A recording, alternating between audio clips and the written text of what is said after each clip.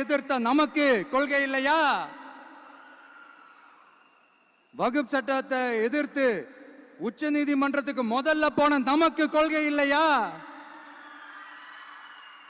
நீட்ட வந்தா ஒழிச்சிருவேன், நீட்ட வந்தா அழிச்சிருவேன், ஆட்சிக்கு வந்தவனே ரத்து செய்யறதே நீட்ட தான், அப்படி இப்படின்னு கதையெல்லாம் விடாம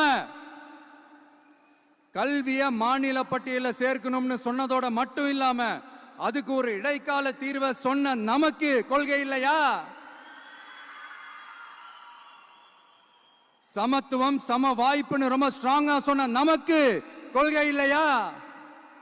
இப்படி கொள்கையை வெறும் பேச்சில மட்டுமே பேசிக்கிட்டு எல்லா கொள்கையும் அண்டர் கிரவுண்ட்ல அடக்கி வச்சுக்கிட்டு என்னமோ இவங்களுக்கு மட்டும்தான் எல்லா கொள்கையும் குத்தகைக்கு எடுத்த மாதிரி.